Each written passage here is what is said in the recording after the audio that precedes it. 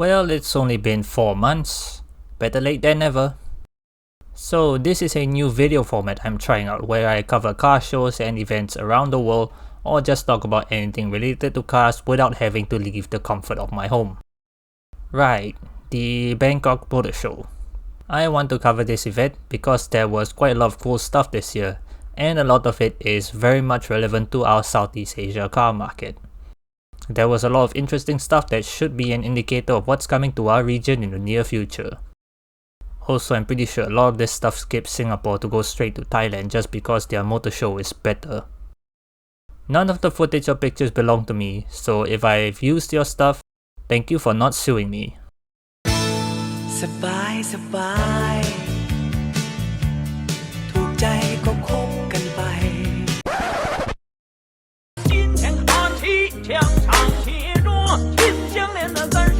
Let's start with China. Now, if there is one thing China is doing right, it's being the last bastion of the sedan market. Sedans still make up such a large percentage of their market to the point where international automakers offer sedans that are not sold anywhere else in the world. This also reflects in the stuff they are making, like this Neta S. Look at it. Gorgeous, isn't it? MG Maxus 9 and Denza D9. Look what they need to mimic a fraction of our power. Great Wall Tank. This is not China making fun of America. This is China trying to be America. The Chinese and Americans are in constant conflict, not because they are different, but because they are more alike than they want to admit and see each other as competition. Thailand made major contributions to the Japanese war effort throughout the Second World War.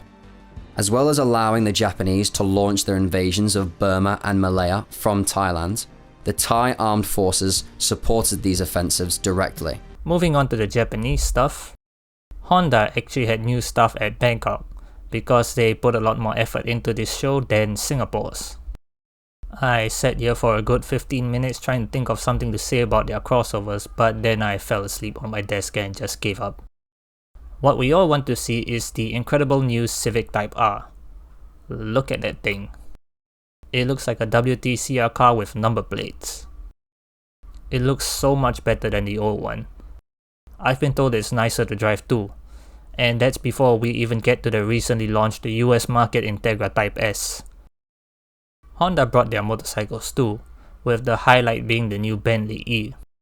Now, I think big electric bikes are a dumb idea, but electric is definitely the way forward for small bikes, and I would 100% buy something like this if they sold them here, and if I had a 2B license.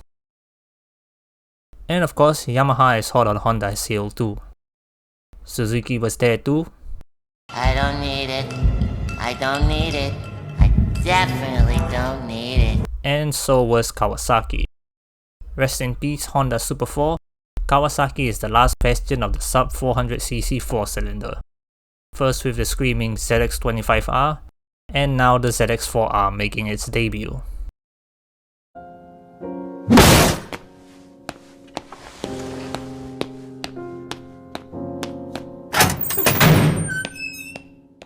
Okay, back to 4 wheels now. What does Mitsubishi have to offer?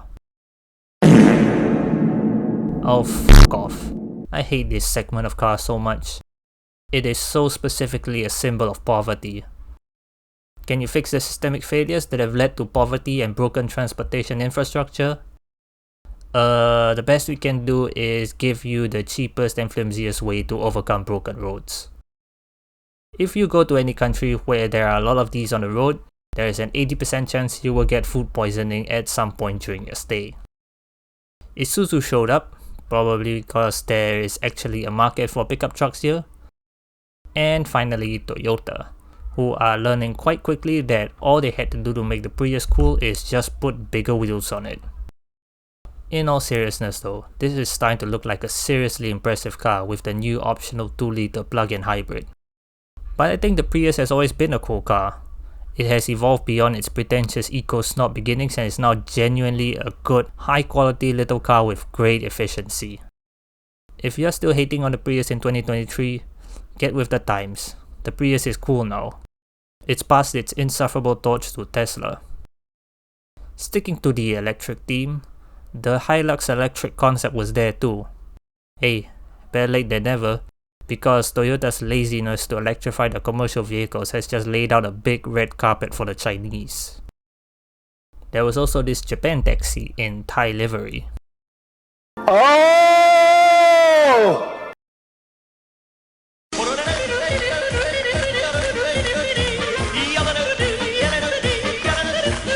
Porsche is celebrating 30 years in Thailand with a limited run of anniversary special 911 GTSs, which will be available in 7 special colors. Porsche really went all out with this show. They even brought tech art and their absolute weapons like the new Turbo S-based GT Street R with a massive 800 horsepower. Mercedes didn't really have much new stuff, but at least they brought their latest electrified range, as compared to what we got in our show, where half the booth was taken up by discount clearance items. Brabus is apparently not tied to Mercedes anymore, so they are now doing everything from motorcycles to yachts. BMW brought the new M2, and I don't even care how nice it is to drive. If it looks this bad, I am not interested in it. I am getting so sick and tired of this. How can a multi-billion-dollar company be this bad at their job? How can a design like this go through so many layers of approvals and actually make it to production? How is it possible to not even fulfill the most basic principles of good car design? No two body panels or exterior trim pieces look like they were meant for the same car. It's so incoherent. It looks like it was made with default automation assets. This is Bengal tier bad. Design this bad has to have an ulterior motive. Perhaps they want to push people away from this car so that they can push their agenda that the sports car market is dying in order to justify discontinuing performance cars in favor of SUVs. Or maybe stop people from getting too attached to these things so they'll be more willing to trade them in for whatever the next generation is going to be. It's so bad it has to be deliberate. I refuse to believe a multi-billion-dollar corporation can be this incompetent. Around the world, around the world. Hyundai brought the gorgeous new Ioniq 6, which they also just launched in this country. Hopefully we might even be manufacturing them here in the near future. Say what you want about electric cars, but one great thing that has come from them is that it seems as if the chase for range is bringing an end to ugly, gaudy designs in favor of ultra-sleek, aerodynamic designs. Bentley Flying Spur Hybrid. I know what they are doing. They are deliberately only offering the V6 for now because they know the V8 will completely outperform the W12. They're just milking the last few droplets of sales they can out of the W12 before emissions regulations kills it. Then they'll make some egregiously expensive final edition before finally putting the V8 plug-in hybrid in there to finally give it the powertrain it should have had since the start. Peugeot brought this thing, and the 408 that I forgot to cover in the Singapore Motor Show. Look how they mess with my boy.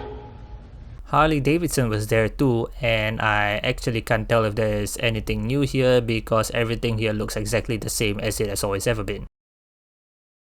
I need it! And lastly, of course, the one we all came here to see, the ProDrive P25, because nothing pulls dollars like nostalgia. It's crazy to see how far Japanese tuner icons have come. 15 or 20 years ago, if you pulled up to a bunch of supercars in the 22B, you'll be told to f**k off with your Jap trash. But if you pull up to a classic car concourse in a mint 22B now, they'll lay down a red carpet for you. Because wealthy millennials will pay anything to cling on to their final specks of youth. What a dumb idea.